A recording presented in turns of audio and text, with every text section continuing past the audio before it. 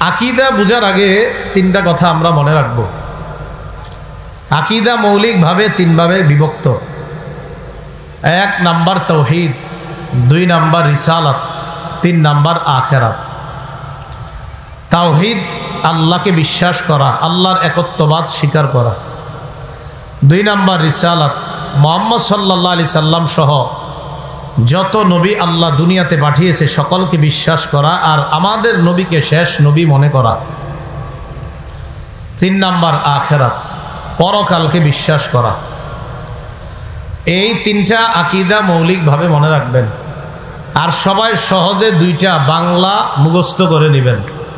বলেন আমার সাথে, সুষ্ঠু কিছু আকীদা লালন, সুষ্ঠু কিছু আমল পালন। বাস এই 2টা কথা মনে রাখলে হয়।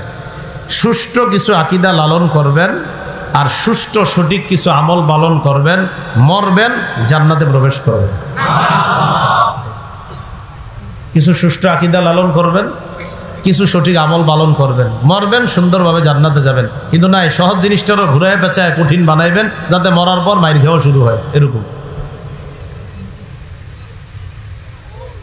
আকীদা বুঝার ক্ষেত্রে 3টা আকীদা আমরা ভালো করে বুঝবো। 1 নাম্বার, একটা মানুষের আকীদায় অশুদ্ধ, একদম পুরো আকীদা অশুদ্ধ। সে যত ভালো কাজ করে তার সব আমল বরবাদ হয়ে যাবে। এগুলো 1 নাম্বার কথা। 2 নম্বর কথা, একটা মানুষের সব আকীদা শুদ্ধ আছে, একটা আকীদা অশুদ্ধ। প্রথম হলো তার আকীদাই অশুদ্ধ, কোনো ভালো আকীদা নাই, তার সব অশুদ্ধ আকীদা, কিন্তু কাজ করে সব ভালো। তাহলে আকীদা অশুদ্ধ রাইখা যত ভালো কাজ করবে সব ভালো কাজ বরবাদ, কোনো লাভ নাই, ফলাফল 0। 2 নম্বর, একটা মানুষের সবগুলো আকীদা শুদ্ধ আছে, একটা আকীদা অশুদ্ধ। এই সব আকীদা শুদ্ধ থাকার পরেও একটা আকীদা অশুদ্ধ হওয়ার কারণেও তার আমল সব বরবাদ হয়ে যাবে। তাহলে প্রথমটা সব আকীদা অশুদ্ধ, দ্বিতীয়টা সব শুদ্ধ, খালি একটা অশুদ্ধ এবং ভয়ঙ্কর অশুদ্ধ, যেটার কারণে তার ঈমান চলে যাবে, তো সব বরবাদ। 3 নাম্বার, আকীদা শুদ্ধ আছে, একদম পুরা পিওর আকীদা 100%। সে আল্লাহর বিধিনিষেধ সব স্বীকার করে। কি করে? স্বীকার যে হ্যাঁ আল্লাহ যেগুলারে হুকুম করছে এগুলা মানা, যেগুলা নিষেধ করছে এগুলা থেকে বাঁচা, এটি সব স্বীকার করে। পর্দা করা ফরজ এই এলাকার নারীরা স্বীকার করে, কিন্তু এরপরেও করতেছে না, কিন্তু স্বীকার করে। পর্দাতে ফরজ এটা স্বীকার করে, কিন্তু পর্দা স্বীকার করে ফরজ, তার মানে তার আকীদাটা বিশুদ্ধ, কোনো একটা কারণে সে পালন করতেছে না। তো এই যে বিশুদ্ধ আকীদা রাইখা শয়তানের ধোকায় যদি আমল একটু কমও থাকে, কিন্তু বিশুদ্ধ আকীদা নিয়ে যদি কবরে যায়, তাহলে খারাপ আমলের কারণে বিভিন্ন মেয়াদে জাহান্নামে শাস্তি ভোগ করার পর শুদ্ধ আকীদার কারণে একদিন না একদিন আল্লাহ জান্নাত দান করবে। শুদ্ধ আকীদা জরুরি বিষয়। আমাদের মাঝে অনেকে আমরা তাহাজ্জুদ পড়ি, আল্লাহরে সেজদা করি, 5 ওয়াক্ত নামাজ পড়ি, তাহাজ্জুদও পড়ি, রোজা একটাও মিস দেই না, হজ করি, যাকাত দেই, সব ঠিক আছে, কিন্তু আল্লাহ ছাড়া আরেকজনেরও সেজদা দিই, ব্যাস সব শেষ।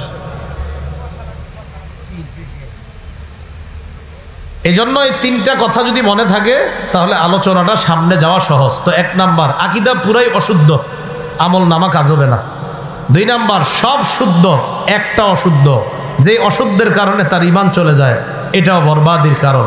3 নাম্বার, আকীদা 100% পিওর, শয়তানের ধোকায় কিছু আমলে উল্টা পাল্টা করছে, কিন্তু আকীদা ঠিক আছে, সে একদিন না একদিন আল্লাহর জান্নাতে প্রবেশ করে। তাহলে প্রথম আকীদা থেকে আমরা শুরু করি। পুরা আকীদা সব যার বরবাদ, তার কি অবস্থা হবে? তার আমল নামা সব বরবাদ, কারণ তার আকীদাই শুদ্ধ না। আল্লাহ পাক রব্বুল আলামিন পবিত্র কোরআনের সূরা মাইদার 5 নম্বর আয়াতে আল্লাহ বলেন, ওয়ামান ইয়াকফুর বিল ঈমানি ফাকাদ হাবিতা আমালুহু ওয়া হুয়া ফিল আখিরাতি মিনাল খাসিরিন। যে ব্যক্তি ঈমানকে অস্বীকার করবে, খালি ঈমানটা রাখতে হবে এটা অস্বীকার করে আর সব পালন করে, কিন্তু খালি ঈমানটা অস্বীকার করে, যে ঈমান আনা লাগবে এটা আমি বিশ্বাস করি না, এরকম একজনের আকীদা। আর এমনি সব ভালো কাজ করে, দাতব্য ফাউন্ডেশন আছে তার, সে কোটি কোটি টাকা দান করে, সব ঠিক আছে, কিন্তু ঈমানরে অস্বীকার করে, আল্লাহ বলে ফাকাদ হাবিত আমালু, তার সব আমল বরবাদ, নষ্ট।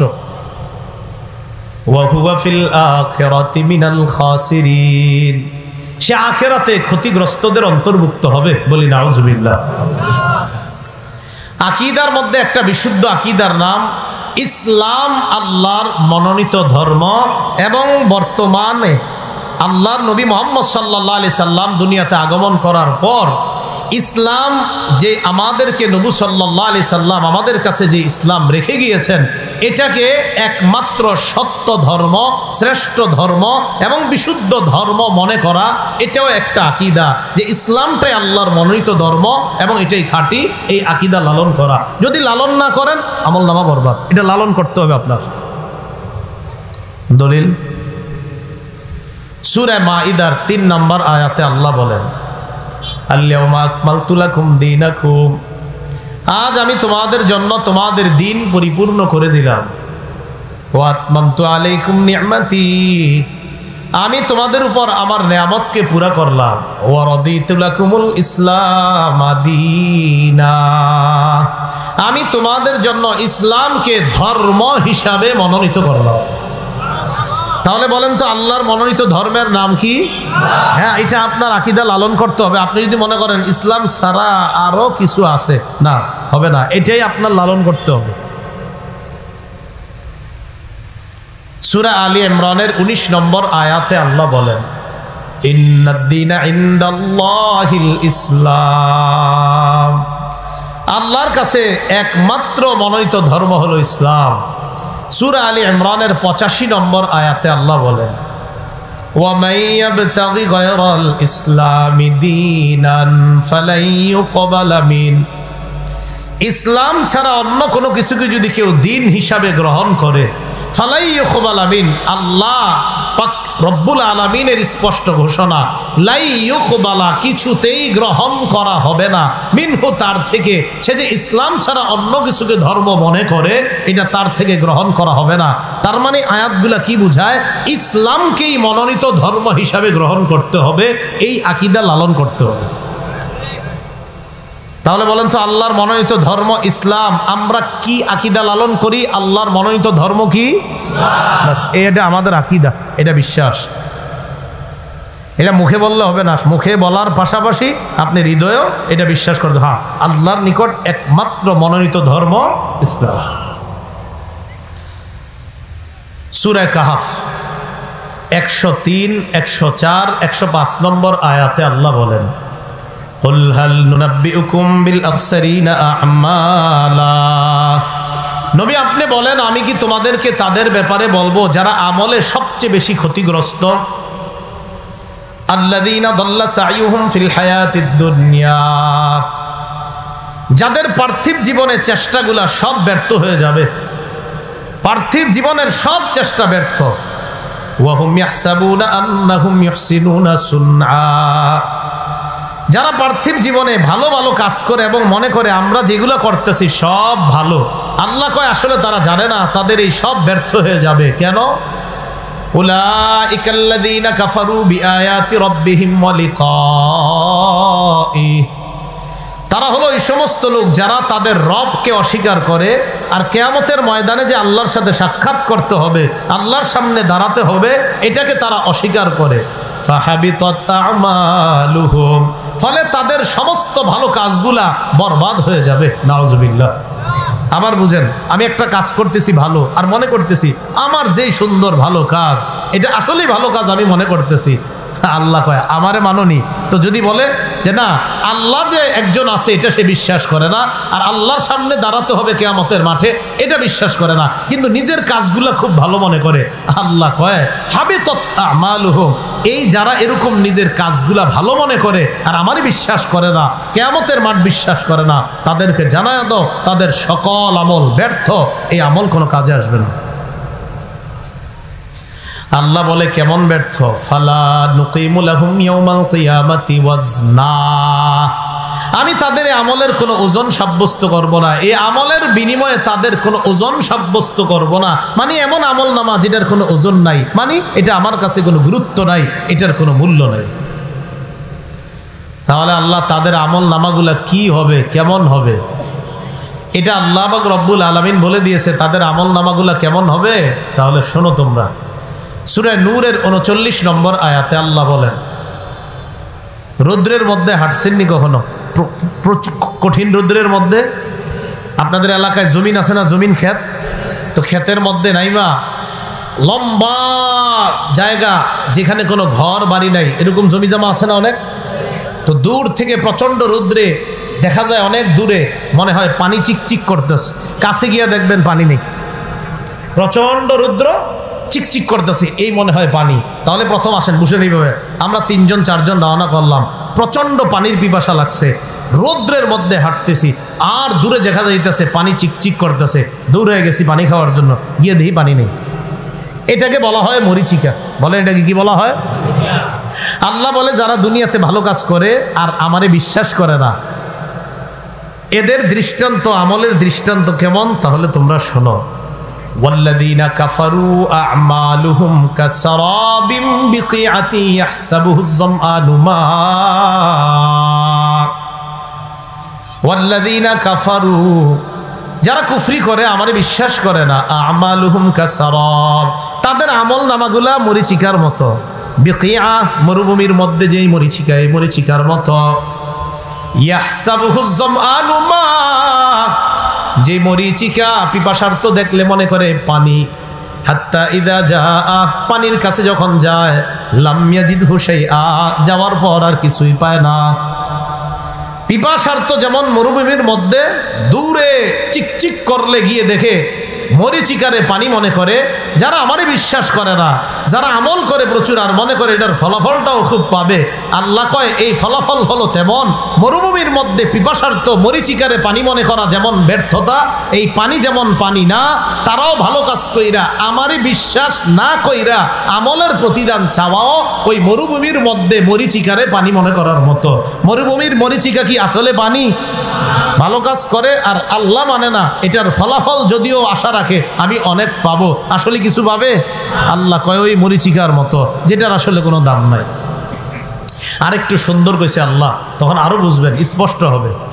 সূরা ইব্রাহিমের 18 নম্বর আয়াতে আল্লাহ বলেন, মাসালুল লাযীনা কাফারু বিরাব্বিহিম আ'মালুহুম কারামাদিন ইশতাদ্দাত বিহির রিহু ফি ইয়াউমিন আসিফ। ছাই চিনেননি আপনারা? এই জায়গায় আমরা এই মাঠটার মধ্যে অনেকগুলা ছাই জমা করে রাখলাম। প্রচন্ড ঝড়ের দিনে প্রচন্ড একটা বাতাস আসছে, আসার পর ছাইগুলা পুরা যাবে। তাহলে ছাইগুলা যে এনে রাখলাম, প্রচন্ড বাতাস আয়া পুরায় নিয়ে গেল, তো ছাইগুলা রাখলাম। তাহলে ছাইগুলার তেমন কোনো গুরুত্ব নাই, কেন? বাতাসে এটার এনে থাকতে দেয় না, এটা পুরায় নিয়ে গেছে। আল্লাহ বলেন, মাসালুল লাযীনা কাফারু বিরাব্বিহিম আ'মালুহুম কারামাদিন ইশতাদ্দাত বিহির রিহু ফি ইয়াউমিন আসিফ। যারা কুফরি করে, যারা তাদের রবকে অস্বীকার করে, তাদের আমলের দৃষ্টান্ত হলো কারামাদ। রমাদ অর্থ ছাই। কারামাদিন, ছায়ের মতো। ইশতাদ্দাত বিহির রিহু ফি ইয়াউমিন আসিফ, প্রচন্ড ঝড়ের দিনে প্রবল বাতাস যেই ছাইগুলাকে উড়িয়ে নিয়ে যায়, যেমন এই ছাইয়ের স্তূপের কোনো মূল্য নাই, ঠিক তেমনি ভাবে আমারে অস্বীকার কইরা ভালো ভালো কাজ যা করবা, ওই ছাইয়ের মতো তোমাদের এই কাজেরও কোনো মূল্য নাই। লা ইয়াকদিরুনা মিম্মা কাসাবু আলা শাই। আল্লাহ বলে তারা যে কর্ম করে, এই কর্মের মোকাবেলায় কিছুই পাবে না। যালিকা হুয়াদ দালালুল বাঈদ। আল্লাহ বলে এটা চূড়ান্ত ব্যর্থতা। যারা ভালো ভালো কাজ কইরা আমারে বিশ্বাস করে নাই, তাদের কাজগুলা হলো ছাইয়ের মতো। ওই ছাই যেমন বাতাস উড়ায় নিয়ে যায়, তাদের কর্মগুলার কোনো ফলাফল তারা পাবে না। তাহলে যেই কর্মের ফলাফল পাওয়া যায় না, আল্লাহ কয় এই কর্ম করা মানে চূড়ান্ত ব্যর্থ হওয়া ছাড়া আর কিছু না। আপনি কাম করলেন, ফল পাইলেন না, তাহলে নিষ্ফল। লাভ হইল কি কাজ কইরা? তা আল্লাহ বলেন, তাহলে কি বুঝলাম বলেন তো? আকীদা শুদ্ধ থাকতে হবে। রবরে মানেন, একবার সুবহানাল্লাহ বলেন, অনেক দাম। আর আপনি রবরে মানলেন না, হাজারো ভালো কাজ করেন, কোনো দাম না। আল্লাহ কথাগুলো বুঝার তৌফিক দান করেন। তাহলে প্রথম কথা আমাদের চলতেছে, আকীদা যদি অশুদ্ধ হয়, হাজারো ভালো কাজ ছাইয়ের মতো। মরুভূমির মধ্যে পানি মনে করা মরিচিকার মতো হাজারো ভালো কাজ, যদি আকীদা অশুদ্ধ থাকে। এবার দেখেন আল্লাহ পাক রব্বুল আলামিন সূরা ফুরকানের 23 নম্বর আয়াতে আল্লাহ পাক রব্বুল আলামিন বলেন, যারা ভালো কাজ করে কিয়ামতের ময়দানে তারা যখন যাবে, তাদের এই ভালো কাজগুলা কেমন হবে? টিনের ঘর আসেনি এলাকায়? আচ্ছা, টিনের ঘরের চাল ফুটা থাকলে মাঝে মাঝে দেখবেন ছোট্ট একটা রৌদ্রের আলো ভিতরে আসে, আর ওই রৌদ্রের মধ্যে চিকচিক কি জানি করে। আসলে কি শুধু রৌদ্রে না পুরা ঘরে? পুরা ঘরেই কিন্তু আছে, কিন্তু রোদের কারণে শুধু দেখা যায় রৌদ্রে।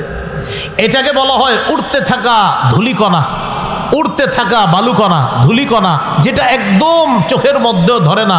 আমরা ঘরে কিন্তু বসবাস করতেছি, ওই রৌদ্রটা আসলে দেখা যায় চিকচিক করতেছে। তাহলে কি বোঝা যায়? আমাদের সামনে ঘোরাঘুরি করার পরেও ওই জিনিসটা সূক্ষ্ম সূক্ষ্ম, এটা আমরা দেখতে পাই না। আল্লাহ কি বলে দেখেন, ওয়াকাদিমনা ইলা মা আমিলু মিন আমালিন ফাজআলনাহু হাবাআম মানসুরা। কিয়ামতের ময়দানে যারা দুনিয়াতে ভালো কাজ করছে কিন্তু ঈমান নাই, তাদের এই ভালো কাজগুলা আমি কিয়ামতের মাঠে কি করব? আমি ফয়সালা করব এমন তাদের এই কাজগুলা উড়তে থাকা ধূলিকণার মতো হবে, যেগুলা উড়তে থাকবে কিন্তু দেখা যাবে না। তো তাদের কর্ম এমন হবে, যেই কর্মের ফলাফলটা হবে উড়তে থাকা ধূলিকণার মতো উড়তে থাকবে, যেগুলা দেখতেও পাবে না, বিনা হিসাবে জাহান্নামে যাবে, দেখা যাবে। ওই যে ওরকম বানায় দিবে আল্লাহ, ঘুরতে থাকবে। তো ঘুরতে থাকলে তো দেখা যায় না, এটা টিনের ঘরে ফাঁকার কারণে একটু দেখছেন, শুধু দেখা যায় না। আল্লাহ আমাদেরকে কথাগুলা বুঝার তৌফিক দান করেন। তাহলে আকীদা অশুদ্ধ, কাজ ভালো করছেন, ফলাফল শূন্য। বলেন, আকীদা অশুদ্ধ, কাজ ভালো করছি, ফলাফল। তাহলে অশুদ্ধ আকীদায় ভালো কর্মের ফলাফল শূন্য। বলেন, অশুদ্ধ আকীদায় ভালো কর্মের ফলাফল শূন্য। মুসলিম শরীফের 16 নম্বর হাদিস। মাদ্রাসা পাঠ্যপুস্তক অনুসারে মোট হাদিস সংখ্যা হবে 3033টা। এই হাদিসের মধ্যে আসছে, ক্বালা রাসূলুল্লাহ সাল্লাল্লাহু আলাইহি ওয়াসাল্লাম, আব্দুল্লাহ ইবনে ওমর রাদিয়াল্লাহু তাআলা আনহুমার বর্ণনা। তিনি বলেন, বুনিয়াল ইসলামু আলা খামসিন আলা আইয়ুহিদাল্লাহ। ইসলামের ভিত্তি 5টি জিনিসের উপর। 1 নাম্বার আলা আইয়ুহিদাল্লাহ, আল্লাহর একত্ববাদ স্বীকার করা। বলেন তো একমাত্র এক কে? আল্লাহ। আমরা একত্ববাদ স্বীকার করি কার? 2 নাম্বার ইকামিস সালাহ, নামাজ কায়েম করা। 3 নাম্বার ইতাইজ যাকাত, যাকাত আদায় করা। 4 নাম্বার সাওমি রমাদান, রমজান মাসের রোজা রাখা। 5 নাম্বার আল হজ, সামর্থ্যবান হলে হজে যাওয়া। 1 নাম্বার আল্লাহর একত্ববাদ স্বীকার করা। 2 নাম্বার ইকামিস সালাহ, নামাজ কায়েম করা। 3 নাম্বার ইতাইজ যাকাত, যাকাত আদায় করা। টাকা পয়সা যদি দেয় আল্লাহ, যাকাত যোগ্য সম্পদ হলে যাকাত দেওয়া। 4 নাম্বার সাওমি রমাদান, রমজানের রোজা রাখা। 5 নাম্বার আল হজ, হজ করা। তাহলে 1 নাম্বার একত্ববাদ স্বীকার করা। তাহলে ইসলামের 5 ভিত্তির প্রথম ভিত্তিটাই হলো আকীদা শুদ্ধ করা। আকীদা কি করা? এককে, এই আকীদা শুদ্ধ করা প্রথম। তাহলে কালিমা, ওই যে আমরা কালিমা, নামাজ, এরপরে কি? না, কালিমা, নামাজ, এরপরে বলেন যাকাত। কালিমা বলেন, কালিমা, নামাজ, যাকাত, রোজা, হজ। তাহলে 1 নাম্বার কালিমা, 2 নাম্বার নামাজ, 3 নাম্বার যাকাত। 3 নাম্বারে যাকাত বলবেন। 3 নাম্বারে সবাই রোজা কয়, আল্লাহ নামাজের পরে কয় যাকাত, আমরা কই নামাজের পরে রোজা। আর আশ্চর্য বিষয়, আল্লাহ কোরআনে সব জায়গায় বলছে নামাজের পরে যাকাত, নবী হাদিসে সব জায়গায় বলছে নামাজের পরে যাকাত, আমরা কই নামাজের পরে রোজা। কেন? ঘটনা এমন কেন বলেন? সিরিয়াল আল্লাহ নবীরটাই ঠিক রাখি, কি বলেন? তাহলে কালিমা, নামাজ, এরপরে যাকাত। সব আয়াতে দেখবেন, সব আয়াত হাদিসে নামাজ যাকাত, নামাজ যাকাত, আমরা কই নামাজ রোজা। তাহলে কালিমা, নামাজ, যাকাত, রোজা, হজ। হ্যাঁ, এইভাবে আল্লাহর নবীর সিরিয়ালটা আমরা যেন মেনটেন করতে পারি, আল্লাহ তৌফিক দান করেন। তো যাই হোক, মূল আলোচনা এই জায়গায় 5 ভিত্তির প্রথম ভিত্তি, বলেন আমার সাথে, আকীদা শুদ্ধ করা। তাহলে আমরা একত্ববাদ স্বীকার করি কার? এটা হলো আমাদের আকীদা। এটা আমাদের কি? আকীদা। আচ্ছা, এই যে আল্লাহর একত্ববাদ স্বীকার করলাম, আল্লাহ আমার রব, আল্লাহ আমাকে দান করেন, আল্লাহ ছাড়া আমাকে সন্তান কেউ দিতে পারে না। ছেলে দেয়, এটাও আল্লাহ দেয়, মেয়ে দেয়, এটাও আল্লাহ দেয়, ছেলে মেয়ে উভয়টা দেয়, এটাও আল্লাহ দেয়, 3 জন মেয়ে হবে, এটাও আল্লাহ দেয়, 3 জন ছেলে হবে, এটাও আল্লাহ দেয়, আমার বিবির ছেলে মেয়ে কিচ্ছু হবে না, এই ক্ষমতাও কার? এই আকীদা শুদ্ধ করা। সূরা শুরা 49-50 নম্বর আয়াতে আল্লাহ বলেন, লিল্লাহি মুলকুস সামাওয়াতি ওয়াল আরদ ইয়াখলুকু মা ইয়াশা। আসমান জমিনের রাজত্ব আল্লাহর, আল্লাহ যা চান তা সৃষ্টি করেন। ইয়াহাবু লিমান ইয়াশাউ ইনাসা, আল্লাহ চাইলে কাউকে কন্যা দান করেন। ওয়া ইয়াহাবু লিমান ইয়াশাউ যুকুর, আল্লাহ চাইলে কাউকে ছেলে দান করেন।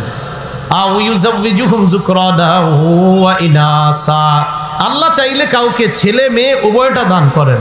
ওয়া ইয়াজআলু মান ইয়াশাউ আকীমা, আল্লাহ চাইলে ছেলে মেয়ে কিচ্ছু দিবে না, ওই নারী বন্ধা রাখবেন ওই নারীকে, এই ক্ষমতাও কার? আল্লাহ। এই কথা মনে মনে বিশ্বাস করেন? করার পরেও মাঝে মাঝে কই জানি যান বাসে উঠা, টলারে উঠা, কেন? হ্যাঁ, এটা না বিশ্বাস করেন? সন্তান কে দেয়? আল্লাহ।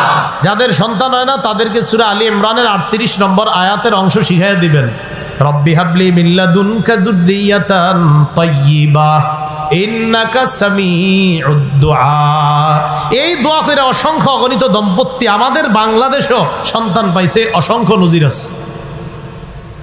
সূরা আলী ইমরান কয় নম্বর আয়াত? 38, অংশ বিশেষ, হাফিজি কোরআন শরীফ 3 নম্বর পারা 14 নম্বর পৃষ্ঠা, একদম শুরু লাইনটা, হুনালিকা দাআ যাকারিয়া রব্বা ক্বালা রব্বি হাবলি মিন লাদুনকা যুররিয়াতান তাইয়্যিবা। এই রব্বি হাবলি থেকে বলবেন রব্বি হাবলি মিন লাদুনকা যুররিয়াতান তাইয়্যিবা ইন্নাকা সামিউদ দুআ। বৃদ্ধ বয়সে জাকারিয়া নবী দোয়া করছে, আল্লাহ মারিয়াম রে আপনি মাধ্যম ছাড়া বেমৌসুমি ফল, মৌসুমের ফল আপনি যেটা মৌসুমে খাওয়ানো কথা, এটা মৌসুম ছাড়া আপনি খাওয়াইতে পারেন, আমারেও এই বুড়া বয়সে বৃদ্ধ বয়সে আপনি সন্তান দিতে পারেন। দোয়া করছে, দোয়া কইরা নামাজে দাঁড়াইছে, ফেরেশতারা আইসা কয় জাকারিয়া নবী দোয়া যে করছেন কবুল হয়ে গেছে। যাদের সন্তান হয় না এদেরকে বলবেন এই দোয়াটা করতে, স্বামী স্ত্রী 2 জন নীরবে নিবৃতে তাহাজ্জুদে আল্লাহর কাছে কাঁদবে আর বলবে, আল্লাহ এই দোয়া করে জাকারিয়া নবী বৃদ্ধ বয়সে সন্তান পাইছে, আমাদের বিয়ে হয়েছে 10 বছর 15 বছর, মাবুদ গো মেহেরবানি করে এই দোয়াটা জাকারিয়া নবী করছে, আপনি সন্তান দিছেন, আজকে আমিও করতেছি, আমার স্বামী করতেছে, আল্লাহ আমাদেরকে একটা সন্তান দান করুন। কয়দিন কইছেন? হুজুর অনেক দিন কইছিলাম। অনেক দিন মানে 1 মাস কইছি, 1 বছর কইছেননি, আপনি বলতে থাকেন বারবার, গত 10 বছর সন্তান হয়নি, 10 বছর দোয়াটা করতেন, করেন নাই তো। আল্লাহ আমাদেরকে বিশ্বাস, আকীদা বিশ্বাস সঠিক সুষ্ঠু করার তৌফিক দান করেন। তাহলে আল্লাহর একত্ববাদ আমরা স্বীকার করলাম। খুব ভালো করে মনে রাখবেন, শিরিক প্রথমত 2 প্রকার। বলেন কয় প্রকার? 1 নাম্বার আর শিরকুল আকবার, বড় শিরিক। 2 নাম্বার আর শিরকুল আসগর, ছোট শিরিক। 1 নাম্বার বড় শিরিক, 2 নাম্বার ছোট শিরিক। এই বড় শিরিক আবার 3 প্রকার। বলেন শিরিক প্রথমত কয় প্রকার? বড় শিরিক, ছোট শিরিক। বলেন বড় শিরিক, ছোট শিরিক। বড় শিরিক আবার কয় প্রকার? 1 নাম্বার শিরকুল ইতিকাদ, বিশ্বাসগত শিরিক। 2 নাম্বার শিরকুল আকওয়াল, কথার শিরিক। 3 নাম্বার শিরকুল আফআল, কর্মগত শিরিক। শিরকুল ইতিকাদ বা বিশ্বাসগত শিরিক যেটা, এই বিশ্বাসগত শিরিক কোনটা? আপনার এই বিশ্বাস কি যে আল্লাহ পাক রব্বুল আলামিন আমারে এটা দিতে পারে, আল্লাহ একমাত্র আমার ওটা করতে পারে, এই বিশ্বাস আপনি রাখেন। আবার আপনি আল্লাহরে মহব্বত করেন, আল্লাহরে ভালোবাসেন, সব ঠিক আছে, পাশাপাশি আল্লাহর পাশাপাশি আরো কয়েকজনরে আপনি এরকম বিশ্বাস করেন যে আল্লাহ যেমন ক্ষমতা রাখে আমার এইগুলা দেওয়ার, এই অমুকেও ক্ষমতা রাখে। এটা বিশ্বাসগত শিরিক। এটা কি শিরিক? বিশ্বাস মানে আল্লাহরে মানে, আল্লাহ যে আল্লাহ এটা মানে, রব মানে, রবও আমার এটি দেয়, আবার এর 5-7 জন অদূর্গ মানে এরাও দেয়, এটা বিশ্বাসগত শিরিক।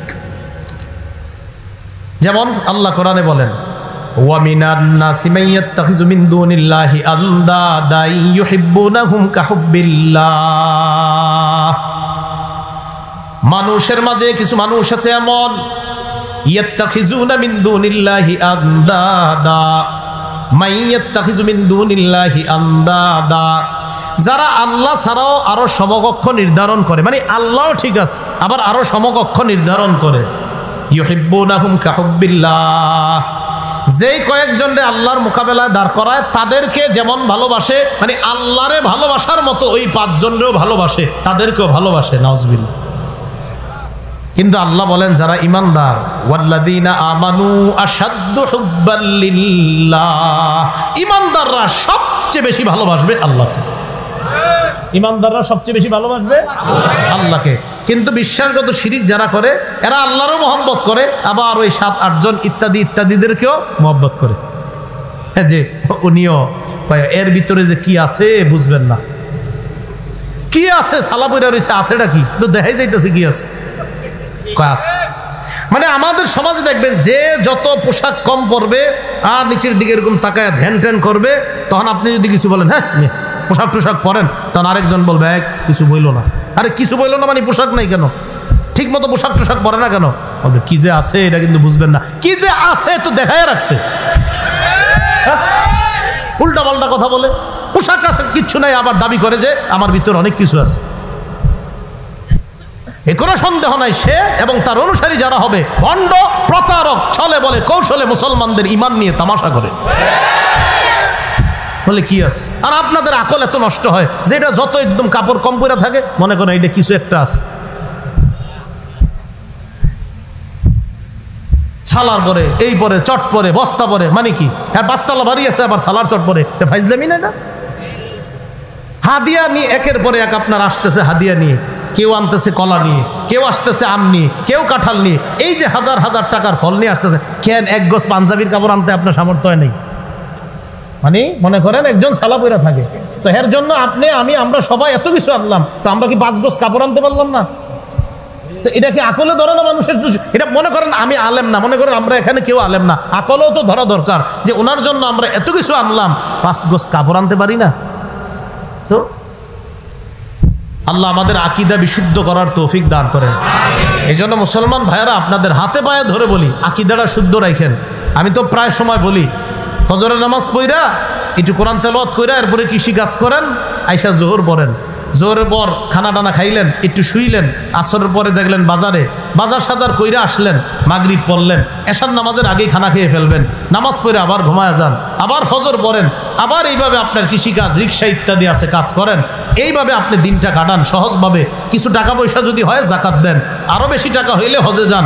যদি সামর্থ্য না থাকে জাকাতের জাকাত দেওয়া লাগবে না, হজের সামর্থ্য না থাকলে হজ ফরজ হবে না, মরেন নিরাপদে জান্নাতে প্রবেশ করেন। না মানে খুব কাহিনী করতে এই সেই হুজুর না, ওরকম নিয়ম তো নিয়ম কারণ তো কইলামই সহজে একদম স্বাভাবিকভাবে, কেন আপনি আবার এটারে কঠিন বানান? এই জন্য 1 নাম্বার আকীদা বিশুদ্ধ। আল্লাহ আমাদের সকলকে বিশুদ্ধ আকীদা, পিওর 100% খাঁটি আকীদা নিয়ে কবরে যাওয়ার তৌফিক দান করুন। 2 নাম্বার মনে আসেনি? 2 নাম্বারটা আকীদা সব শুদ্ধ, একটাও শুদ্ধ,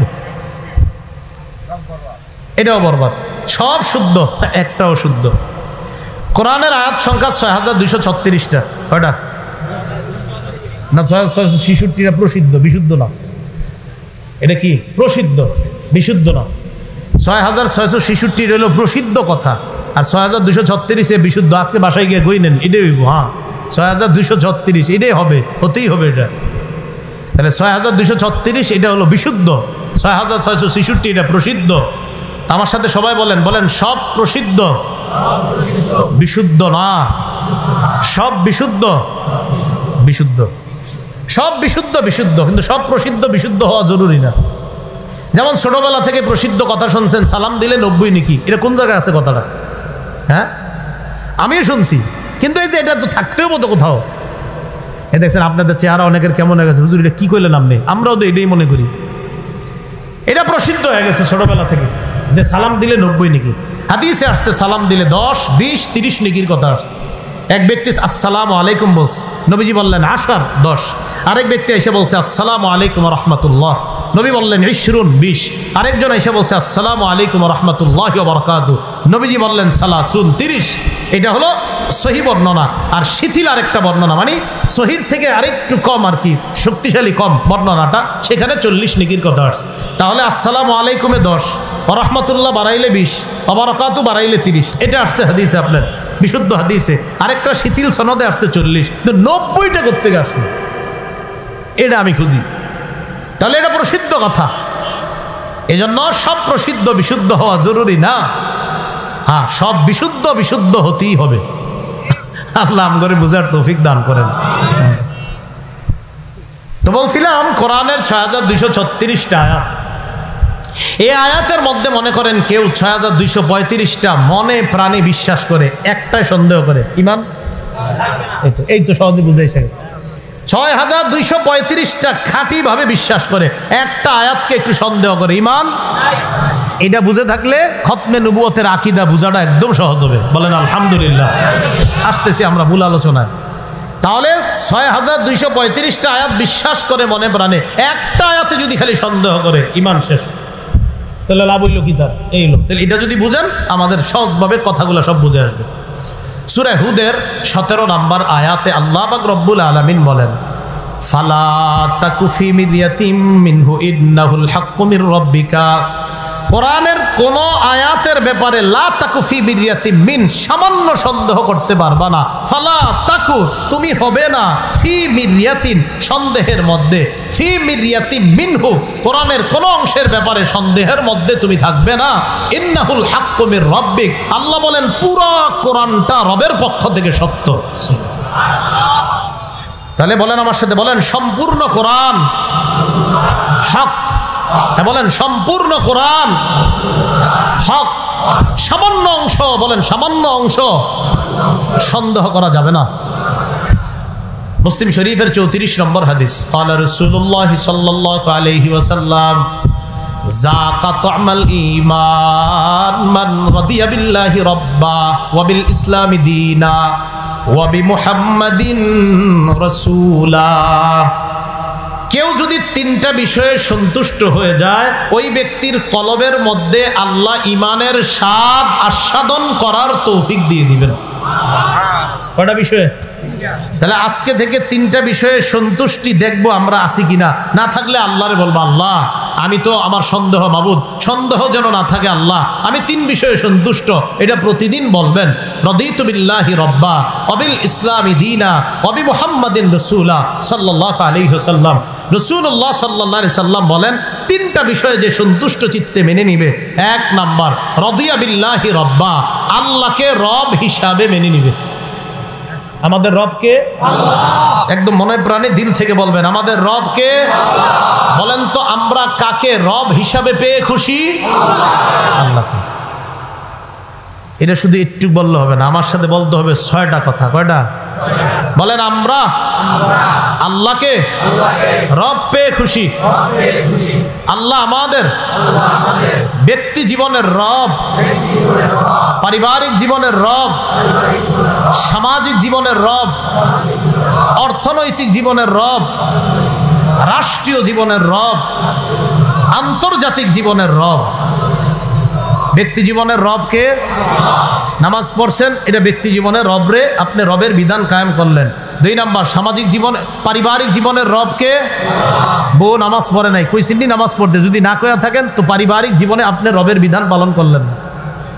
পারিবারিক জীবনের রব আপনার বিবি, আপনার সন্তানরা নামাজ পড়ছে কিনা, এটা আপনি পারিবারিক জীবনে খোঁজখবর নেওয়া। হুজুর আমি বলি নাই, তাহলে পারিবারিক জীবনে কি আল্লাহকে রব মানেন নাই? আরে মানছি কিনা? তো পারিবারিক জীবন যেহেতু রব আল্লাহ, তো আমার পরিবার রবের বিধান পালন করে কিনা কয়দিন খোঁজ নিছেন? 3 নাম্বার সামাজিক জীবনে রব, বলেন বলেন। চা দোকানের সামনে যেই পোলাপানগুলা দাঁড়িয়ে আছে তাদেরকে কয়দিন নামাজের কথা বলছেন? হ্যাঁ না না, আপনি সুন্দরভাবে বলেন যে আমি বলছি, তাহলে বোঝা গেছে সামাজিকভাবেও আপনি রবের বিধান পালন করতে তাদেরকে চেষ্টা করতেছেন, রবের হুকুম সমাজে কায়েম করার চেষ্টা করতেছেন। 4 নাম্বার অর্থনৈতিক জীবনের রবকে। তো সুদ খান কেন? হ্যাঁ, অর্থনৈতিক জীবনের রব মানছি কারে? তো আমার অর্থনৈতিক জীবনের রব তো আল্লাহ, সেখানে আমি হারাম সুদকে কিভাবে হাত দিই? ঠিক তো 4-5 জন কয়, বাকিরা সুদের আলোচনায় সবাই ঠিক কয় না। কেন কয় না এটা আমি জানি। তাহলে আমার অর্থনৈতিক জীবনের রব, তাহলে সুদ খাওয়া মানে কি? আপনি কেন সুদ খাচ্ছেন? সুদ হারাম, এটা কে বলছে বলেন? রব বলছে। বলেন কে বলছে? তাহলে অর্থনৈতিক জীবনে যে সুদ হারাম, এই ঘোষণাটা কার?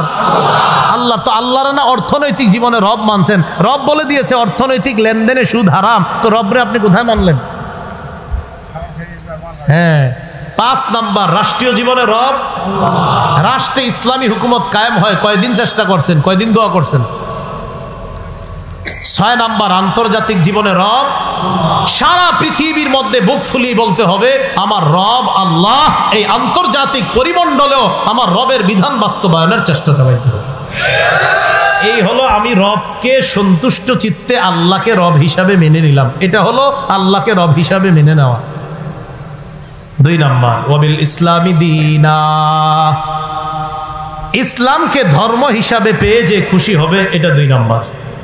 3 নাম্বার, ওয়াবি মুহাম্মাদিন রাসূলা, মুহাম্মদ সাল্লাল্লাহু আলাইহি সাল্লামকে রাসূল হিসাবে পেয়ে যে খুশি, ওই ব্যক্তির কলবে ঈমানের স্বাদ আস্বাদন করার তৌফিক আল্লাহ দান করুন। পরের আমার সাথে, রাদিতু বিল্লাহি রাব্বা ওয়া বিল ইসলামি দীনা ওয়া বি মুহাম্মাদিন রাসূলা সাল্লাল্লাহু আলাইহি সাল্লাম। এটা দেরি পড়তে পারবেন নি?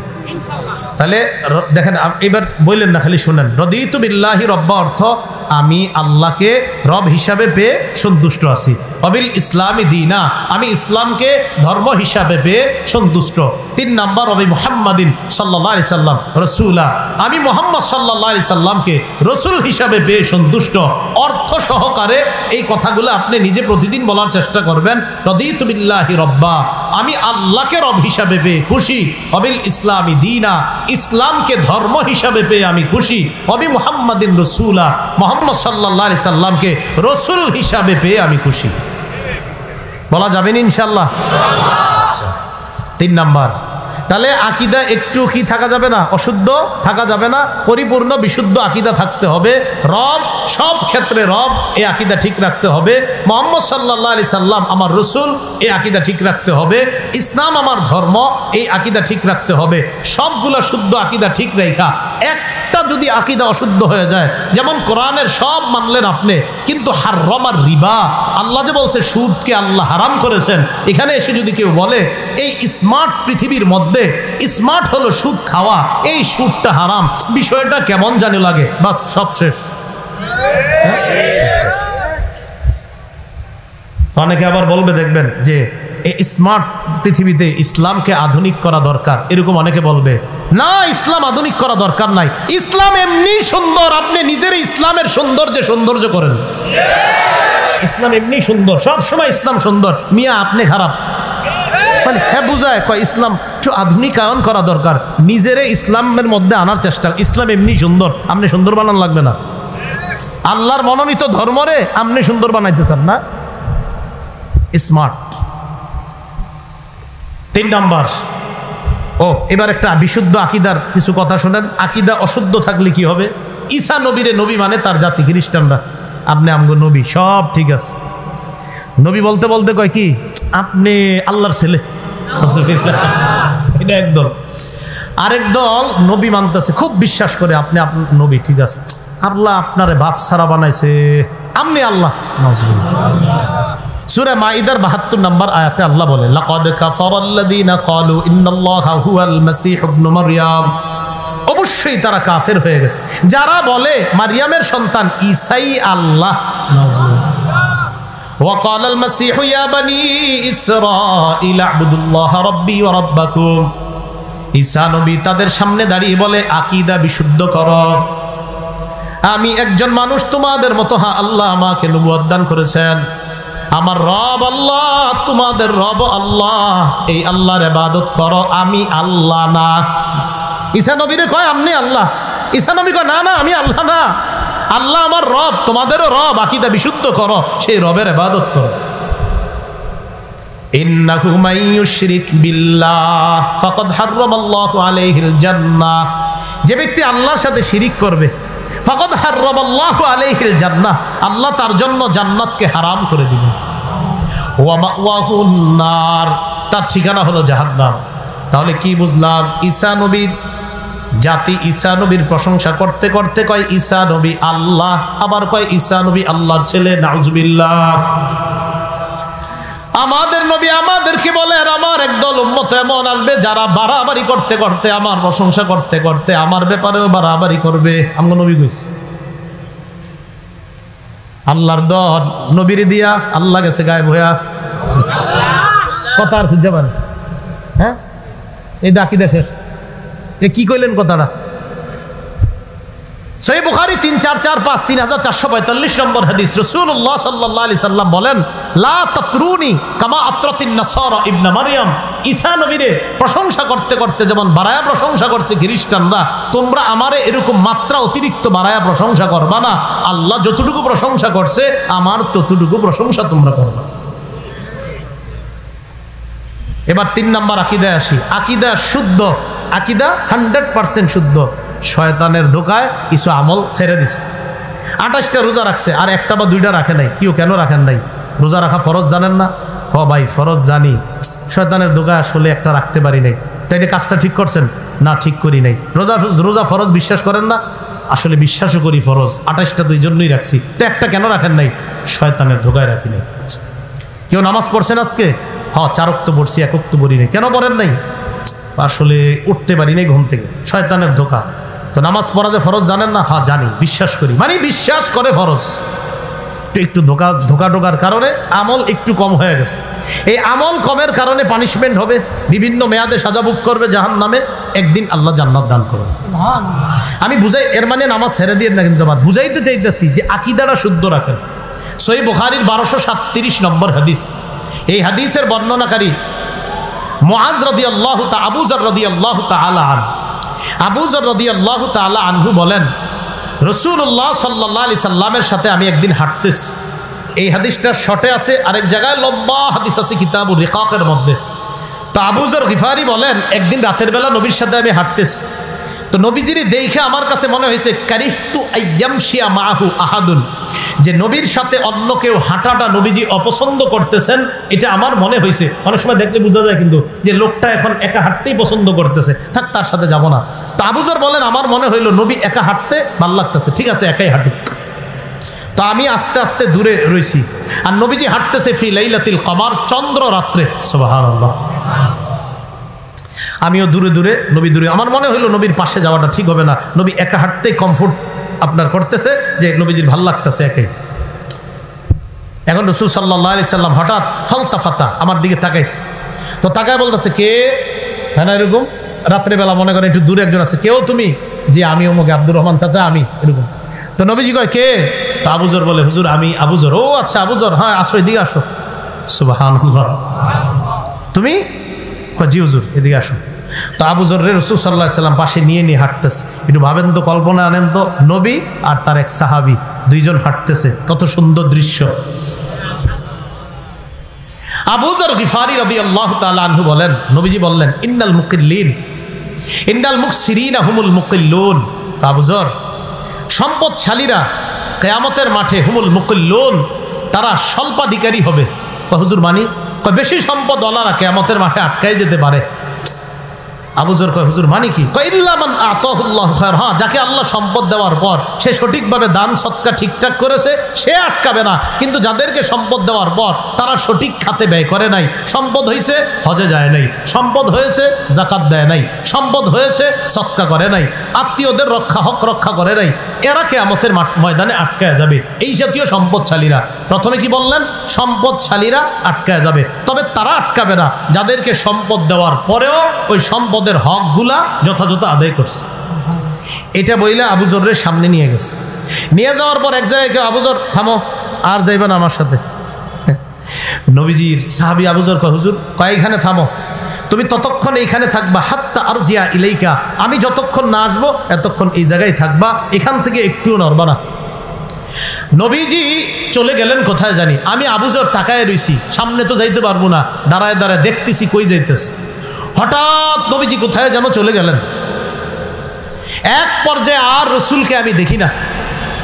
আতাল আন্নিল লুবসা, আমার থেকে নবীজি এইভাবে আড়াল হয়ে লম্বা সময় কোথায় জানি ছিলেন, আমি আর নবীরে দেখি না। হঠাৎ আমি নবীজিরে দেখছি আসতেছে। হঠাৎ আমি একটা আওয়াজ শুনলাম, পাথরে প্রান্তর, মানে প্রান্তরটা পাথরের, তো এরকম পাথরময় প্রান্তরের এক পাশে আওয়াজ আসতেছে। নবীজি কার সাথে যেন কথা বলতেছে, আমি খালি নবীর আওয়াজ শুনি, কিন্তু নবী কার সাথে কথা বলে এটা দেখি না। কথা বলতেছে একটু বুঝতেছে। নবীজি কয় এটা করলো, ওটা করলো, আমার উম্মত এরকম বলতেছে, ওটা করলো, ওটা করলো। এখন আবু যর গিফারি কয় এটা আবার কি কয়, কার সাথে কথা কয়?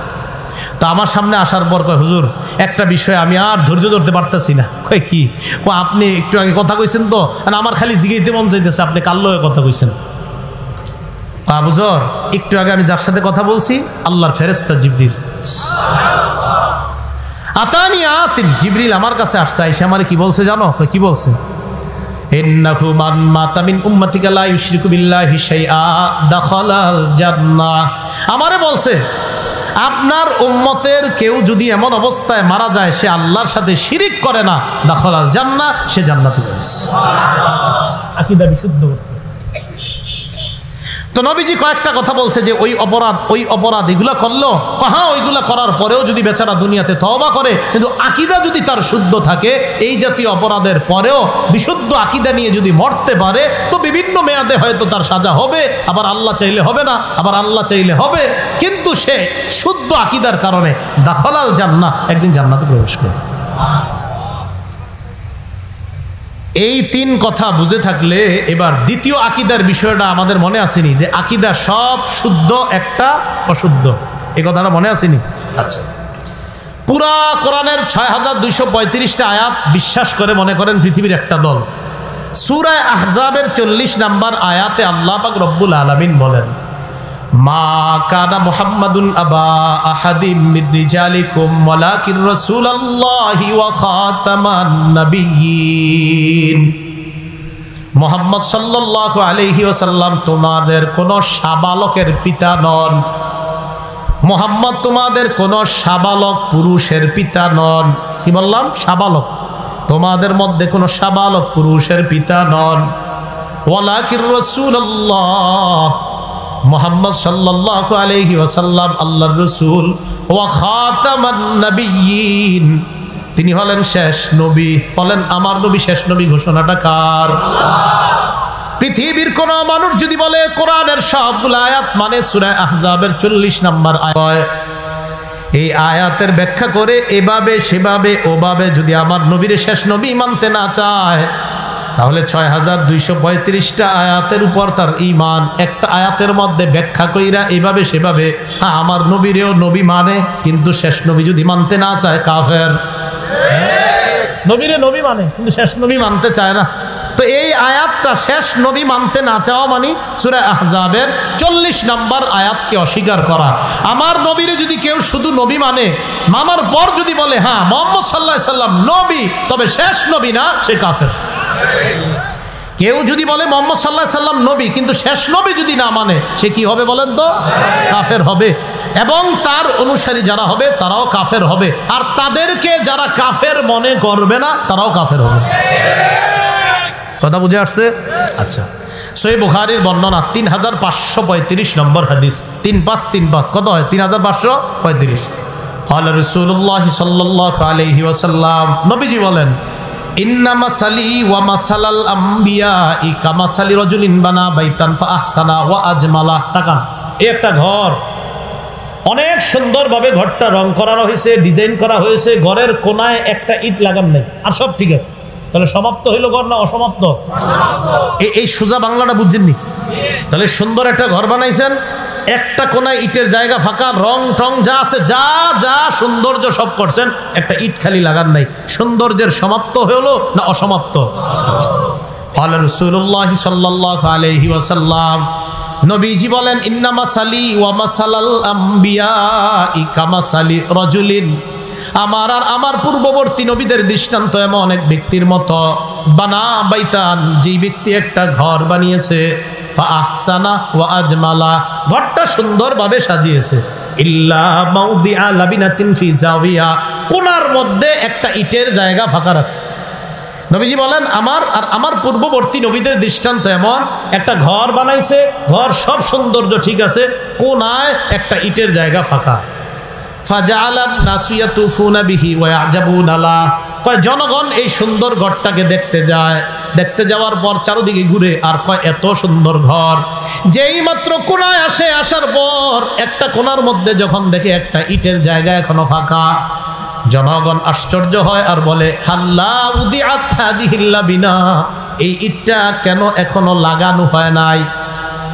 জনগণ ঘুরে আর কয় এত সুন্দর ঘরটা, একটা ইট কেন লাগাইলো না? নবীজি বলেন আনা তিলকা লাবিনা, আমি হলাম সেই ইট।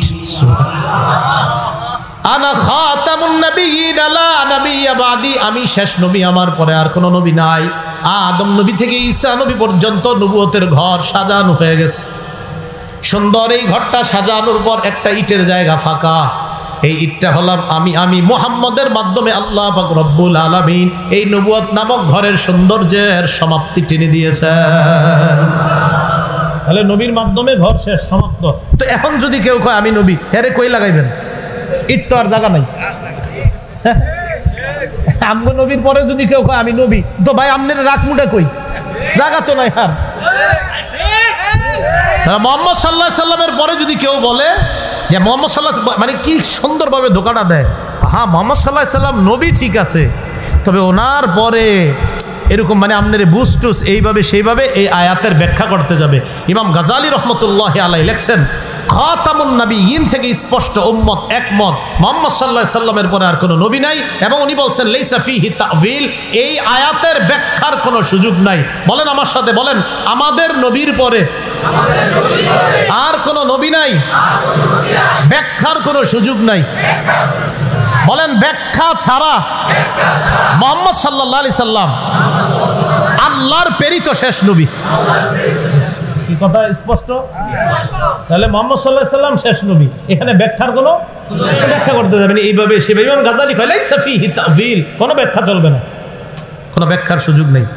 এবার আরেকটা হাদিস শুনি, মুসলিম শরীফের 523 নম্বর হাদিস। মাদ্রাসা পাঠ্যপুস্তক অনুসারে মোট হাদিস সংখ্যা হবে 3033টা।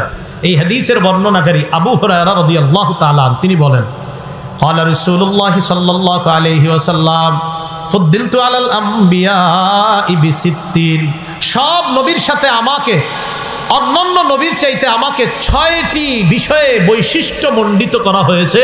অন্যান্য নবীর চাইতে আমাকে 6টি বিষয়ে আলাদা বৈশিষ্ট্য মণ্ডিত করা হয়েছে। কয়টি? 6টি মুখস্থ করবেন। 1 নাম্বার, উতিতু জাওয়ামি আল কালিম, আমি নবীকে ব্যাপক অর্থবোধক শব্দ বলার ক্ষমতা আল্লাহর পক্ষ থেকে দেওয়া হয়েছে। আমি শব্দ বলবো কম, বাক্য বলবো কম, কিন্তু আমার এই ছোট বাক্য, ছোট শব্দের ব্যাপক অর্থ থাকবে এমন কথা বলার ক্ষমতা আল্লাহ আমাকে দিচ্ছে। এই দেন আমি কতক্ষণ চেষ্টা করতেছি নবী যে শেষ নবী বুঝানোর, কিন্তু আমগো নবী যদি ছোট্ট একটা কথা বলতেন সবাই বুঝে ফেলতেন। সুবহানাল্লাহ। তা আমাদের নবী কথা বলবে কম, অর্থ হবে ব্যাপক, কথা বলবে কম, অর্থ হবে ব্যাপক। এটা আমগো নবীরই স্পেশালি দেওয়া হয়েছে। সুবহানাল্লাহ। এই জন্য হাদিসে আসছে নবীজি যখন কথা বলতেন, ইজা তাকাল্লামা সালাসান, নবী কথা বললে আস্তে আস্তে বলতেন, এক কথা 3 বার বলতেন। কোন গণনাকারী যদি গণতে চাইতো যে আমি নবীর কথাগুলা গুনে গুনে রাখবো, সাহাবায়ে কেরাম বলেন যে নবী কথা বলতেছে, আচ্ছা 1, আবার বলছে আচ্ছা 2।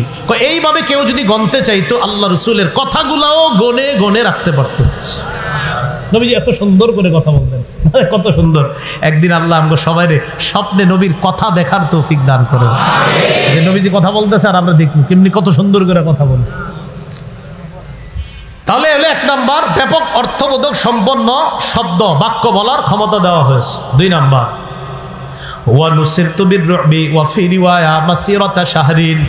আমি যখন জিহাদের ময়দানে বের হই, কোন এলাকায় যুদ্ধের জন্য বের হই, 1 মাসের দূরত্বে বেঈমানদের অন্তরে আমার ব্যাপারে কাঁপন ধরিয়ে দেয় আল্লাহ। এই সাহায্যটা আল্লাহ আমাকে করছে। 3 নাম্বার, ওয়া উহিল্লাত লিয়াল গনাইম, অন্য কোন নবীর জাতি তাদের জন্য গনিমতের মাল বৈধ ছিল না, যুদ্ধলব্ধ সম্পদ বৈধ ছিল না। আমাকে, আমার উম্মতকে আল্লাহ পাক রব্বুল আলামিন গনিমতের মাল, যুদ্ধলব্ধ সম্পদ আমাদের জন্য আল্লাহর পক্ষ থেকে বৈধ করে দেওয়া হয়েছে। 4 নাম্বার,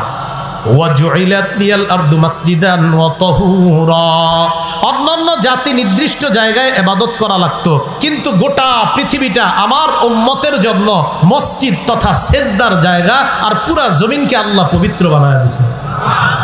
আমার উম্মত এক জায়গা আছে, পানি নাই আশেপাশে, কিচ্ছু নাই, মসজিদ নাই, কোথাও পানি নাই, সমস্যা নাই, মাটি দিয়ে তায়াম্মুম করবে। মসজিদ নাই, সমস্যা নাই, ওখানে নামাজ পড়বে, হয়ে যাবে। এটাই উম্মতের বৈশিষ্ট্য, আর কাউরে দেয় নেই। 5 নাম্বার, ওয়া উরসিলতু ইলাল খালকি কাফা, গোটা জগতের জন্য আমাকে নবী হিসাবে পাঠানো হয়েছে। কোন নবীরে কোন এলাকার জন্য পাঠানো হয়েছে? এক সময়ে 2জন 3জন নবী এমন থাকতো। ইব্রাহিম নবীর যুগে লূত নবী ছিল, এরকম আপনার মুসা নবীর যুগে হারুন নবী ছিল।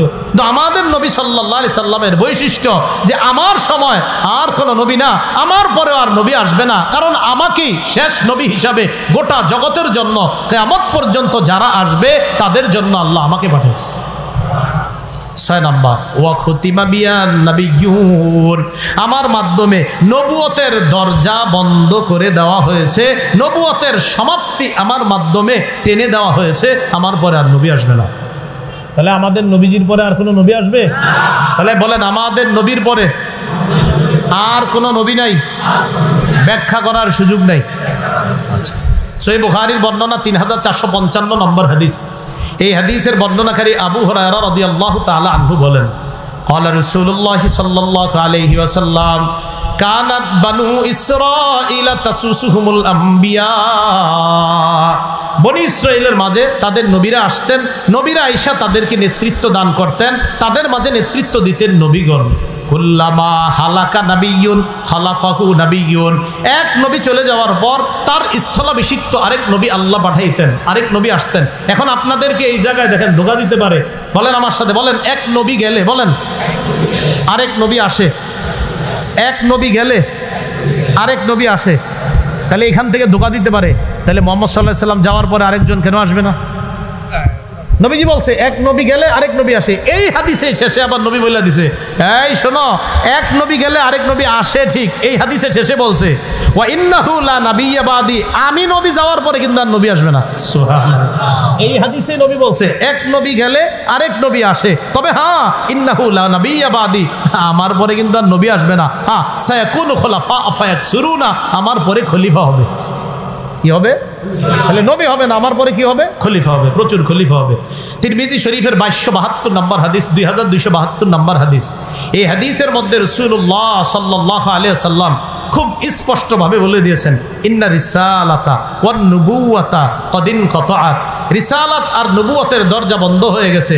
ফাইন্নাহু লা রাসূলা বাদি, আমার পরে আর রাসূল নাই, ওয়ালা নাবিয়্যা, আমার পরে আর নবী নাই। তিরমিজি শরীফের 2219 নম্বর হাদিস, রাসূলুল্লাহ সাল্লাল্লাহু আলাইহি সাল্লাম বলেন, আমার উম্মতের মধ্যে সালাসুনা দাজ্জালুনা কাজ্জাবুনা, 30 জন মিথ্যাবাদী নবুয়ত দাবিদার এরকম আসতে পারে।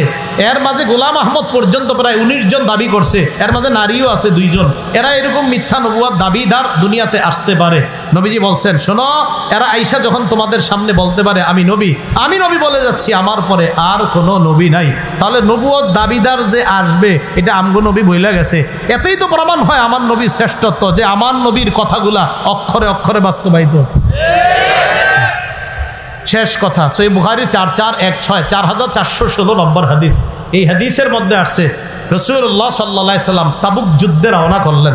আলী রাদিয়াল্লাহু তাআলা আনহুরে স্থলাভিষিক্ত বানায়া গেলেন। বানানোর পর হযরত আলী বললেন, আতুখাল্লিফুনি ফিস সিবিয়ান ওয়ান নিসা, আপনি আমারে নারী আর পুরুষ বাচ্চাদের দায়িত্ব দিয়ে গেলেন। নবীজিরে বলতেছে, আর আপনি যুদ্ধে যাইতেছেন হুজুর, আমার এই বাচ্চা আর নারীকে দায়িত্ব দিয়ে গেলেন। নবীজি কয়, শোনো আলী, আলা তারদা আন তাকুনা মিন্নি বিমানজিলাতি হারুনা মিন মুসা, তুমি কি এতে সন্তুষ্ট না? মুসা নবী যেমন তাওরাত আনতে যাওয়ার সময় হারুন নবীরে দায়িত্ব দিয়ে গেছে, আমি আজকে তাবুকে যাওয়ার সময় তোমারেও দায়িত্ব দিয়ে যাচ্ছি। কেমন যেন তুমি হারুন নবীর স্থলাভিষিক্ত, যেমন মুসা নবী তার স্থলাভিষিক্ত বানাইছে হারুনকে, আমিও তোমাকে এমন স্থলাভিষিক্ত বানিয়ে যাচ্ছি। হ্যাঁ, কেউ কেউ আবার প্রতারণা করে ধোঁকা দিতে পারে, তো হারুন নবী তো নবী ছিলেন, তাহলে আলী নবী হবে না কেন? ওইভাবে মুসা নবী স্থলাভিষিক্ত বানাইছে হারুন রে, আর আমাদের নবী স্থলাভিষিক্ত বানাইছে আলীকে, তো ধোঁকা দিতে পারে, তাহলে আলী নবী হবে না কেন? এই হাদিসে নবী বলছে, আলী শোনো, তুমি আমার স্থলাভিষিক্ত মানে কিন্তু এই না যে তুমি নবী, ইল্লা আন্নাহু লা নাবিয়্যা বাদি, আমার পরে কিন্তু নবী নাই। আমগো নবী জানতেন একদল বাটপার এরকম বলতে পারে, তাই নবী প্রত্যেক হাদিসে স্পষ্ট করে দিয়েছেন। তাহলে হাদিসের কোনো আংশিক অংশ দিয়ে ধোঁকা দেওয়ার সম্ভাবনা নাই। এজন্য মনে রাখবেন, নবীজি সাল্লাল্লাহু আলাইহি সাল্লামের শেষ নবী নিয়ে এই আকীদা নিয়ে যারা আপনাদের কাছে ধোঁকাবাজি করে, এদের মূল একটা বুঝি বিভিন্ন হাদিসের অংশ আপনাদেরকে শোনাবে। এই যে দেখেন আমিও শোনাইছি, অথচ পরের অংশে আছে আমার পরে নবী নাই। আলীর হাদিসটা আপনাদেরকে শোনায় বলতে পারে, এই দেখো আলী হারুনের স্থানে, তাহলে হারুন নবী নবী হইলে আলী কেন নবী হবে না? নবী ওই হাদিসেই বলছে, কিন্তু শোনো আমার পরে কিন্তু আর নবী নাই। নবী আরেক বর্ণনার মধ্যে বলছেন, এক নবী গেলে আরেক নবী আসে। এই হাদিস দিয়ে আপনারা ধোঁকা দিতে পারে, তাহলে নবীজি যাওয়ার পর আরেক নবী আসবে না কেন? ওই হাদিসেই নবী শেষে জবাব দিছে, এই শোনো, এক নবী গেলে আরেক নবী আসে, আমি গেলে যে আরেকজন আসবে এমন না, আমার পরে কিন্তু নবী নেই।